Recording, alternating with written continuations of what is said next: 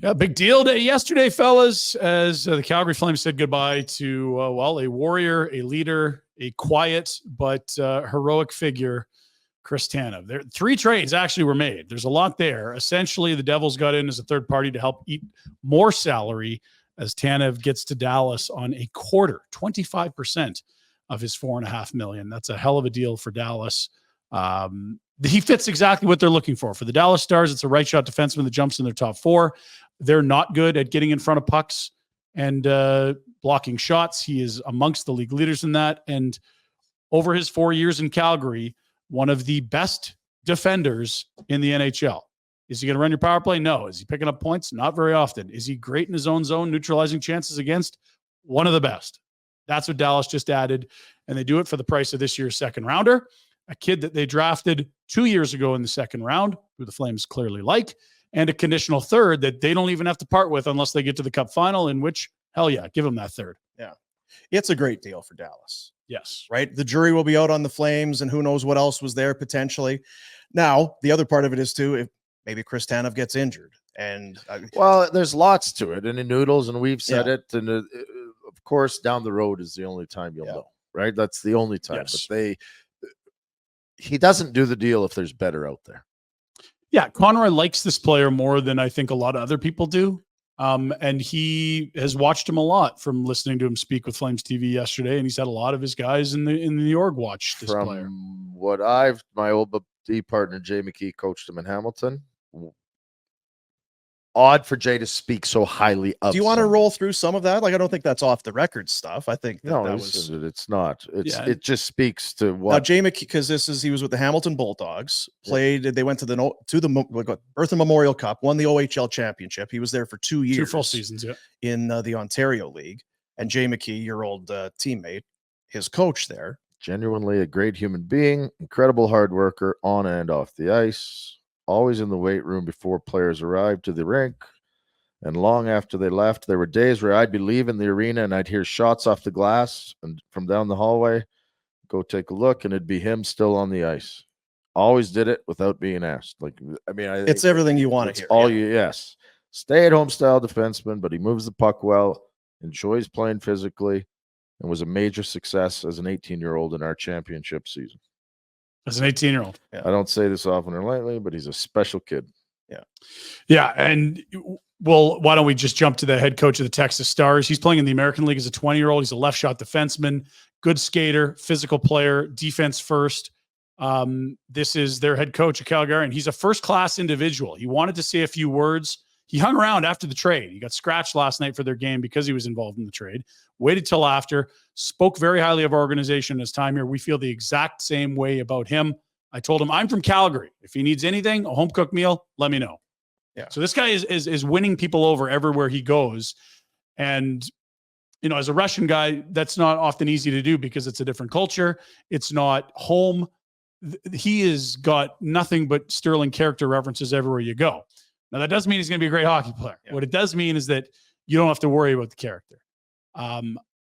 One of Treliving's bigger gaffes in my mind was when he moved the second rounder for an exemplary human who just had no ceiling, and that was Curtis Lazar. His career high was 2 goals when he picked him up for a second rounder. And Curtis Lazar remained a fourth-line player that is an awesome human, and he's still in the league as a fourth-liner who's an awesome human. So nice to know you're getting an amazing human and you want to bet on that type of person overcoming the odds. But the profile they've picked up with this prospect is a guy that's going to have to beat the odds if he's going to be a regular. And he's going to be a Tanev. That would be the high end. And I don't know that top 4 is. But meaning style of play. It's not going to be points. It's going to be a quiet, performance, rugged. And it depends on what else you have. Like Tanev is it sounds like I'm taking a shot at him as he leaves town, but is he really a top 4? I think he is. I think the defending is he's a 4 or 5. Okay. He's not, and depending on who he's playing with, he's clearly a 4, right? Like I just see contenders lining up for Tanev to put him on a second pair. Like to me, that says he's second pair guy. Like in Edmonton, he slides right side second pair. Dallas, right side second pair. If you want to do the comparable, he was an undrafted player, and at 20, no one was saying he was going to be a coveted player in the National Hockey League. He didn't come in as a top 4. Correct. Yeah. And he was undrafted and came right out of college as a free agent signing to Vancouver. my point being is that Tanev's an outlier. Mark Giordano was an outlier. If this guy's going to make it, he's going to have to be the outlier. That makes it a bit of a riskier bet. I think right? you're underselling it. He's a second-round pick. Why would Dallas take him in the second round? Why was he ranked 10th amongst their prospect pool by people that are going to like? I'm not saying that because they draft well. Like where they were in the Dallas hierarchy does not mean it makes no difference as to what he is as a player. Well, I think if you're just going to look at where he was drafted, there's a lot of guys drafted later. Well, then don't look at the prospect report. What if they have 3 or 4 guys at the top of their roster, like Stankoven and Maverick Bork, that are elite? I'm not saying this guy's going to be a good player. What I'm saying is you're asking this guy to be an outlier because there's not huge ceiling. No, you're not. That's just what I said. What do you mean I'm not saying that? You're not asking him to be an outlier. He's a second-round pick. Yes. Who's put up no points anywhere. And you're not asking him to put up points. But you're never. It's not his job. Correct. You've drafted the Etienne Morens, and you've got the Jeremy Poiriers, and you've got the kid out of New York. So is it a slam dunk that he's an NHLer? No, but it's not for anybody. That's my only point, is that the most likely scenario for this player's profile is that he's a quad A or a 6'7", but with the character, you're hoping that he can be a solid third pair guy for a long time because you love the way he plays and you know he's going to give it everything he's got work-wise. I think you can that. I don't think you're often portraying it that way, but it can be portrayed as it's. The way you're saying it makes it sound like he's going to have a hard time making the NHL.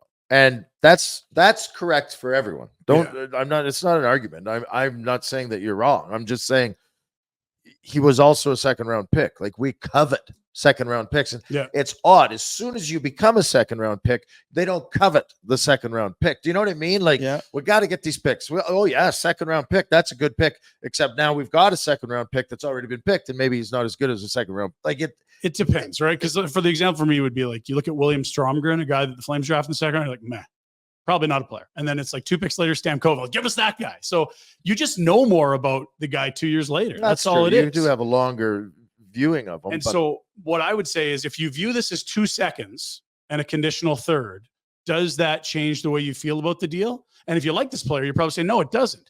But what I'm seeing from a lot of people in other markets is that, like, oh, is this the best prospect they could get? Because there's not a high ceiling, but it doesn't mean they can't win this trade. Absolutely, I think they can.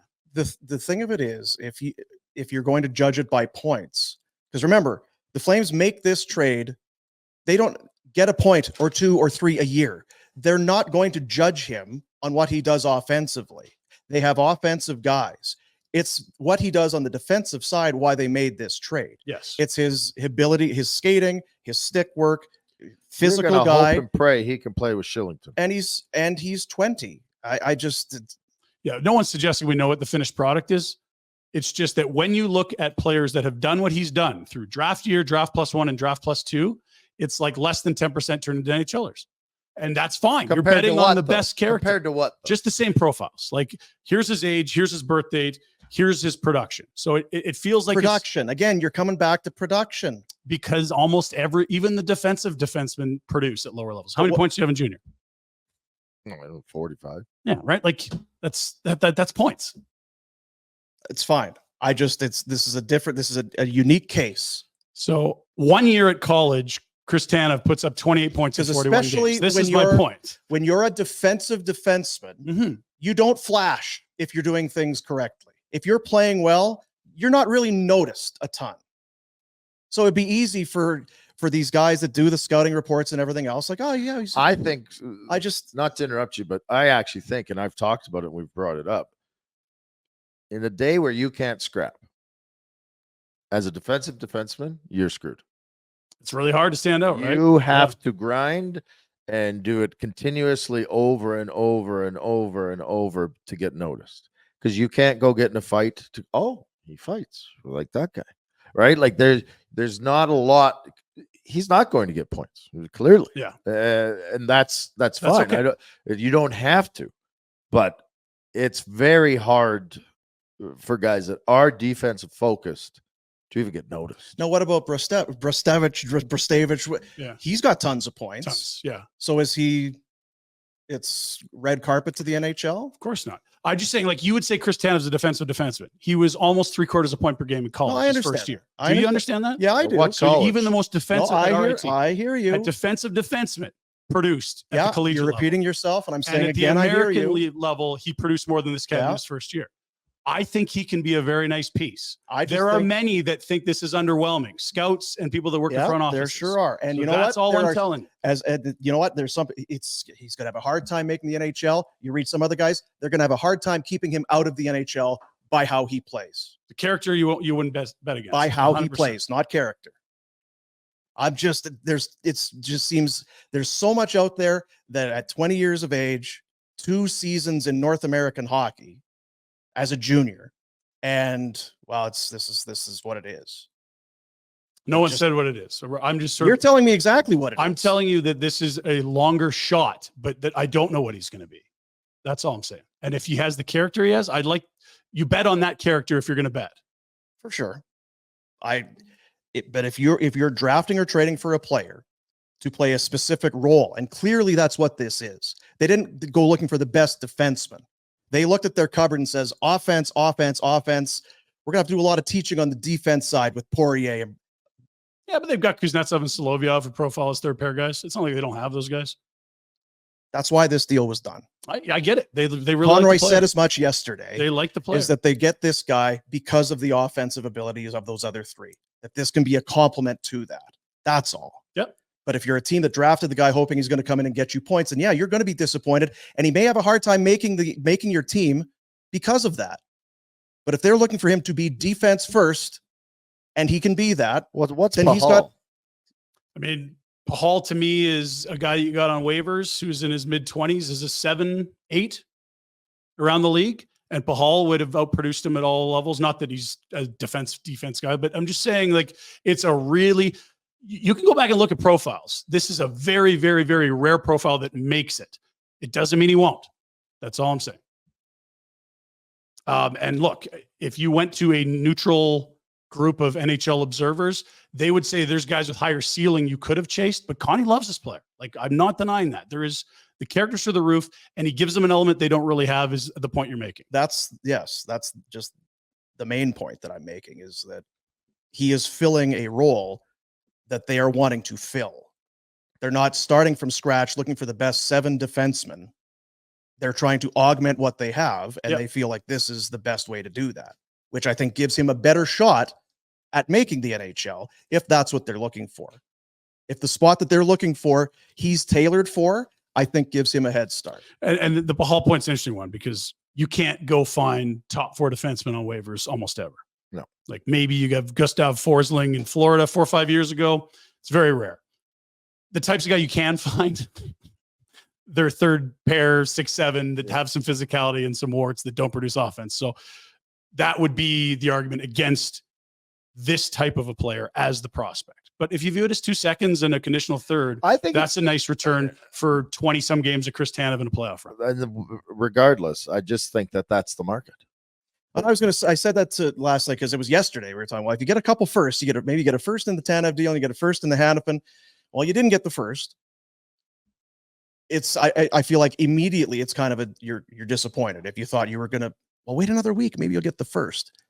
It sure seems to signal from Conroy that I'm not getting a first. I think it almost signals to move on from this trade. That I think what Conroy was doing was just letting Pinder know that maybe we have to pump the brakes on what our return expectations are. Well, and again, I'll stick with my substantially more for Hanifin than what we saw yesterday. I'll stay with it, and I'll stay on the other side. You think it'll be Cimarron? You don't think they got first for Hanifin? What I was told is be prepared to be underwhelmed, and people are underwhelmed with this one, and I think it'll be the same with Hanifin. Well, you were also told that there was a robust market for Tanev, though. And that but listen, like, I think all I'm saying is that even if they get a first for Hanifin, robust I think market, it's first player plus robust means number of teams interested. That's what there were 10 to 12 teams interested in them, but they were all in that same price second range. plus. Yeah. So whether there's fewer teams or more teams or whatever, it just sounds like you're not going to get this haul for Hanifin that you maybe hope for. That's all. We'll see. I'm a little more bullish on it. And I heard from someone in a Western Conference organization, they said they're going to get a ton for Hanifin. Now, it could be a first plus, but that might not be. I don't know what people expect. That's just it. Well, we'll see. Right? Like, what is the for me? For me, if Conroy gets a Lindholm type return, That'd be a monster. holy Yeah. shit. Like, wow. If you got the Lindholm deal minus the second prospect and the second pick, that's probably where we're starting. Roster player, prospect first. And that would be a good haul, I think, for him. Yeah, I agree. So if he can get that, good Lord. He's already added a full draft class. Well, First, you second, might third, as well fourth, do fifth, it another conditional third. today or tomorrow so that we can Yeah, and then just cruise. put on a Well, now, bib. if you could get something done with Florida and Tampa, you're flying there on Thursday. You're going there Like anyway. Kings guys. Yeah. You're flying there Wednesday. And they retained salary, A lot of it, right? as much as they could. They Half. retained half of that salary, and that's still the package that they got. That's what I'm finding weird is that I thought that they didn't want to retain salary on the Markstrom jersey. Well, they didn't want to do it on Zadorov. No, I know, but wasn't there That was the money hang up talked- in the Markstrom deal. Yeah. And I think the difference is that we're talking about like 600 grand. And if you're talking about retaining salary on Markstrom, you're talking about like No, I just meant that $8 Jersey. million over the next 3 years. Why was Jersey asking Calgary to eat money on Markstrom, but now they're eating money for? Because it's for this year. It and was it's such only a small amount. it's less than 300 grand in real salary. It's They get a the- fourth rounder for less than 300 grand. Yeah, it's the prorated what's left on Tanev's It's deal. a third of a deal, and they're eating 25% of it. Whereas for Markstrom, it's It's the full the year, rest the of this full year, and then this all year. of next year and the year after. So it's a bigger ask for sure. It's a huge ask. Yeah. Like to eat between now and April 18th, that's all anyone's doing here. This deal is done April 18th. He stops getting paid. I still say New Jersey, grab him and give him a twist. Show us what I you're think about. there's something going I on. think they might in June. Yeah, man. Shorty. Hey guys, thanks for watching. Be sure to check out more of our content right here on the Flames Nation YouTube page. We had a bunch of great long form interviews. You can check out some videos we've done as well outside of the studio. And of course, if you want more writing or merchandise stuff, flamesnation.ca or nationgear.ca. Appreciate you watching.